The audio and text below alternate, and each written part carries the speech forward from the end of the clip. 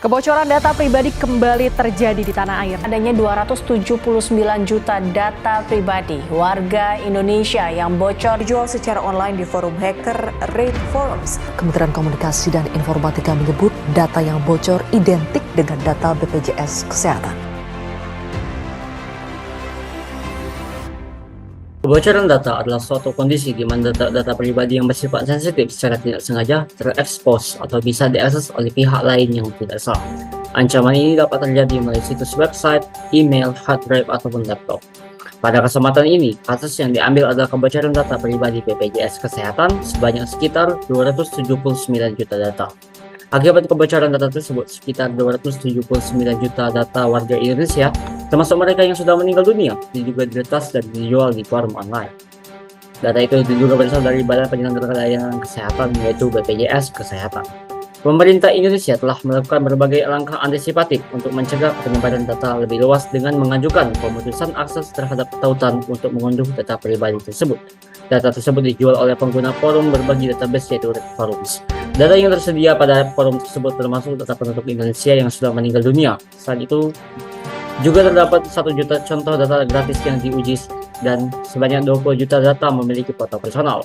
Dari sampel data gratis yang diteliti oleh pakar digital forensik menyebutkan bahwa ada dugaan kecenderungan data itu mengandung informasi pribadi peserta jaminan pelayanan kesehatan. Hal itu dibuktikan dengan adanya informasi nama penanggung dan nomor kartu seperti formulir jaminan kesehatan yang dikelola oleh BPJS Kesehatan. Dugaan bahwa data itu berasal dari BPJS Kesehatan dikonfirmasi oleh Kementerian Kominfo yang menemukan bahwa sampel data diduga kuat identik dengan data BPJS Kesehatan. Selain itu, terdapat 3 tautan lainnya yang teridentifikasi, yakni byfiles.com, mega.nz, dan anonfiles.com. Sampai saat ini, tautan di byfiles.com dan mega.nz telah dilakukan takedown, sedangkan anonfiles.com masih terus diupayakan untuk memutus akses segera.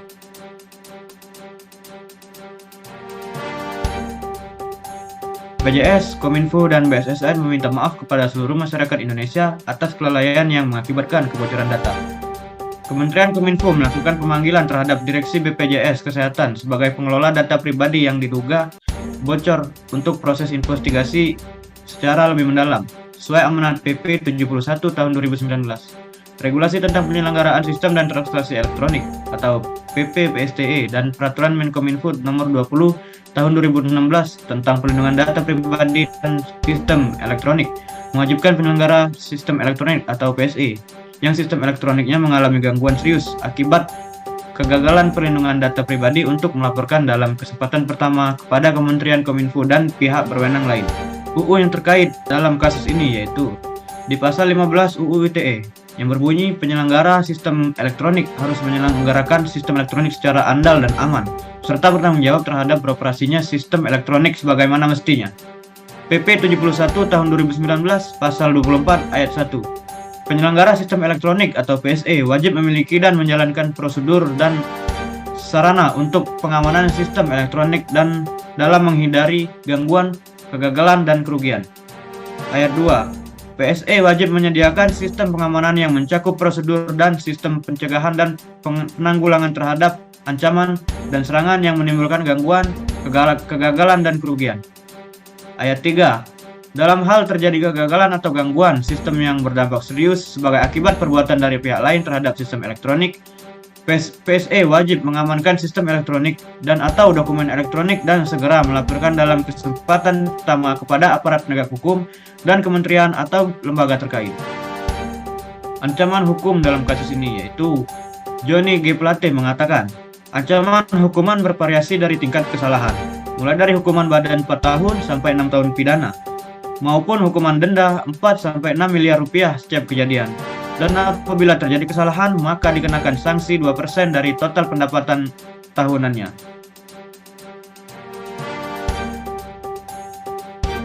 Pendapat dari kelompok kami mengenai kasus tersebut adalah kasus kebocoran data sudah sering terjadi di Indonesia, di mana Pusat Operasi Keamanan Siber Nasional, Badan Siber dan Sandi Negara (BSSN) mencatat jumlah serangan siber yang terjadi di Indonesia antara Januari hingga Juli 2021 sebanyak 741.441.648 kali.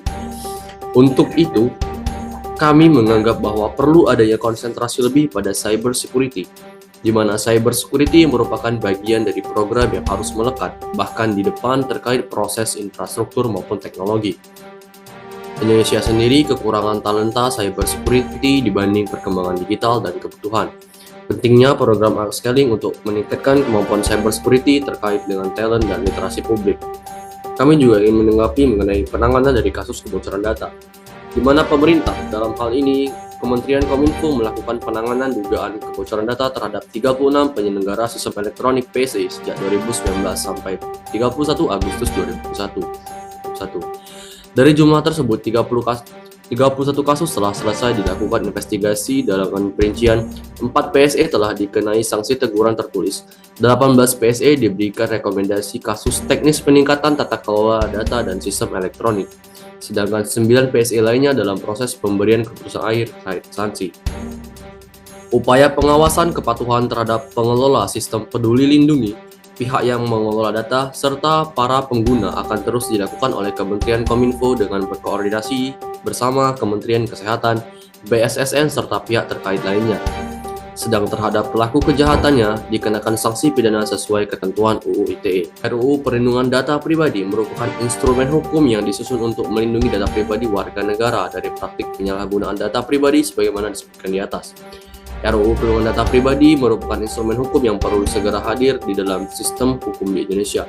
Isu-isu utama yang hendak direspons dengan adanya RUU PDP sebagai berikut. 1. Menjawab kebutuhan atas regulasi yang komprehensif untuk melindungi data pribadi sebagai bagian dari hak asasi manusia. Yang kedua, keseimbangan dalam tata kelola pemrosesan data pribadi dan jaminan perlindungan hak dan kesadaran subjek data. Yang ketiga, pencegahan dan penanganan kasus pelanggaran data pribadi. Yang keempat, membangun ekosistem ekonomi digital yang aman dengan memberikan kepastian hukum bagi bisnis dan meningkatkan kepercayaan konsumen.